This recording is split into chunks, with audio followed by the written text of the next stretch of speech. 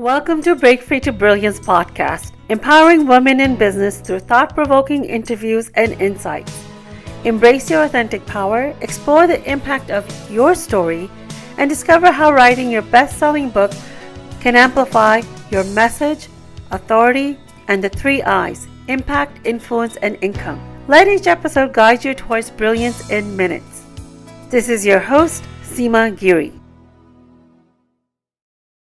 Welcome back to another amazing episode of Break Free to Brilliance podcast. This is your friend and host, Seema Giri, book writing mentor, publisher, and entrepreneur. If you are tuning in today, it means you're someone who's passionate about growth, both personally and professionally.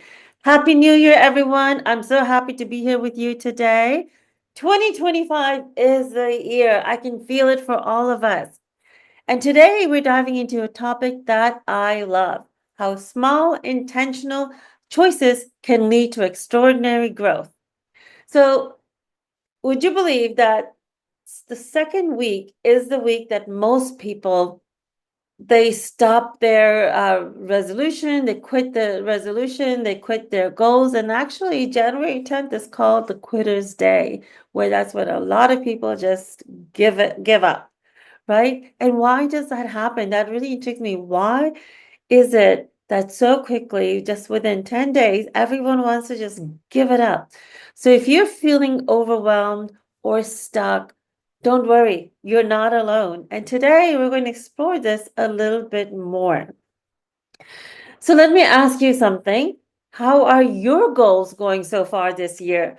Are you the group that is part of the quitters group that has given up already? Or are you the determined ones that no matter what, we are going to do this? Well, if you're already feeling a little off track, don't worry, you're not alone. You're in good company. Even I'm in that group. Studies show that by mid January, most people start abandoning their New Year's resolutions or their goals. It got me thinking, why does this happen? It's not because you're lazy or unmotivated, it's because most resolutions are too vague, they're too ambitious, or they're too disconnected from our daily lives. So, for example, if you might want to increase your visibility through speaking this year, I'm focused on business growth, and that's the only thing I'm focused on. And speaking is one of the ways that I want to grow my business. But when I think about a whole speaking tour, it just feels like it's too big to handle, right? It's just too much. A whole tour, wow.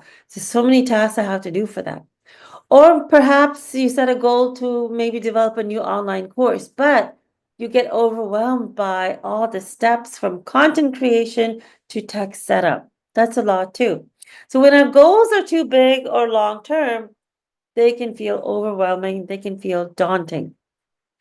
And that's why I believe the key to success is breaking them down into small, intentional daily actions. This is what I teach to all my project management clients, to my book writing clients. No matter what you do, what area, whether it's professional, whether it's business, whether it's personal, it's always easier when you're breaking it down into small, intentional daily actions. So this year, I decided to take a completely different approach. I realized I don't need to create a brand new resolution or goal every single year. Instead, I'm focusing on elevating what I've already built on last year. I became really good at becoming consistent on a daily basis, making daily choices, and celebrating those wins. So this year, I said, I am just going to elevate that. And I'm going to make the best daily choices to prioritize my health, my joy, and my business growth. That's all I'm going to focus on. And here's the truth: when I looked at my goals in the long term, especially around health and well being, it felt overwhelming. But by doing this last year, I was able to release 50 pounds. And I say release because every time I say lost, that I lost the weight, it had a way of finding me again. So this way I say release. And language is also very important. What kind of words you're using. I've released the 50 pounds. They have not come back and they have not found me. And I'm continuing on that trajectory.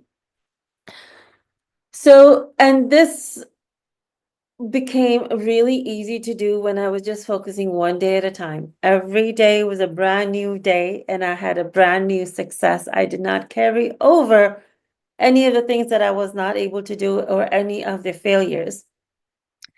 And what was even more important and more fun was that I got to celebrate wins along the way, which gave me momentum to keep going. So when I ate healthier in the morning, I celebrated that. When I had drank half of my water content for the day by 1 p.m., I celebrated that. Every glass, every sip, I celebrated. Why? Because it just brought me one step closer to my goal, and it kept me motivated and inspired.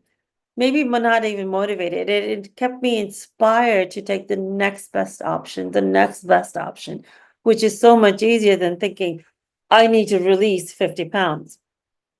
So, to make this shift, I created a simple acronym that kept me focused every day. And that acronym is JOY, JOY. J stands for just move.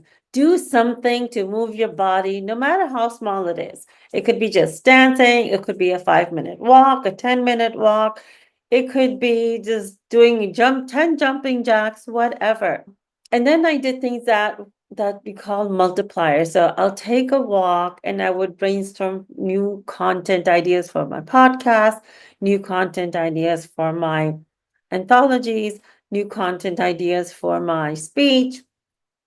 Because movement, I've discovered that movement fuels my creativity, and I felt energized to take on to the next task.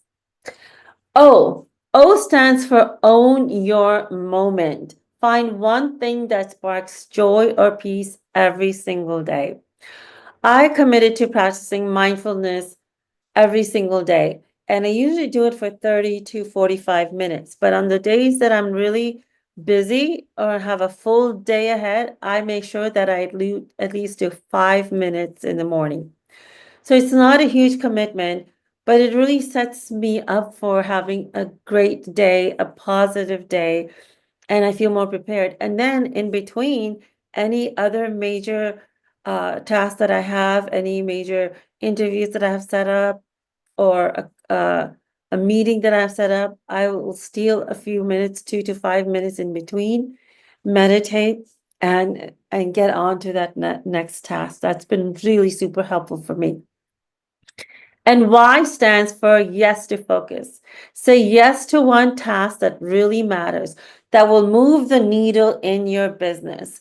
So sometimes, I really focus on high leverage activity that moves me closer to my goal of building my platform, rather than getting lost on a lot of other tasks. And you know what? You can hire people to do the tasks that you don't enjoy doing. You focus on your brilliance and hire people that get to do the tasks that you didn't enjoy, but they enjoy doing. So it's a win-win for everyone. And last year, I did hire some support to be able to help me do that. And we're able to move further, faster together.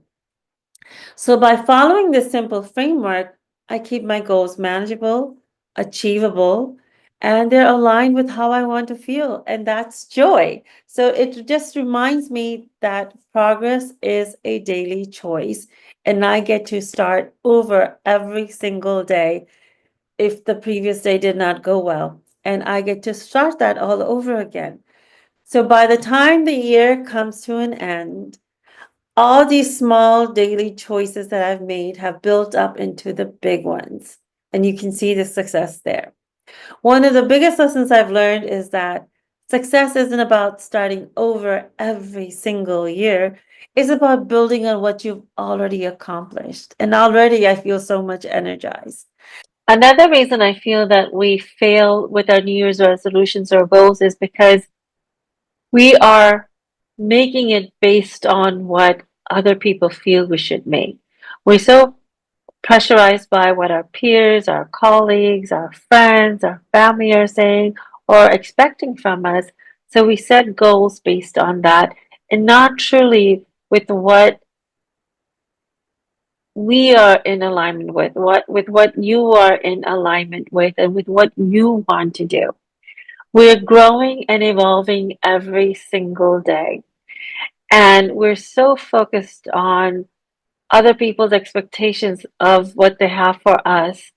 And in order to make them happy, in order to live up to their expectations, we create those kind of resolutions and goals. And that puts a lot of pressure on us because it might not even be what you really want. So this year, try to let go of that.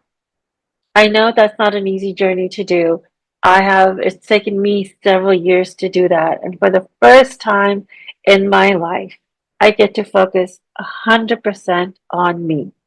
My kids have grown and moved out of the house. My husband is traveling a lot. And I have this wonderful opportunity to really focus on myself. It's not always easy. It's not, it's something new that I'm experiencing. It's something that I'm focusing on.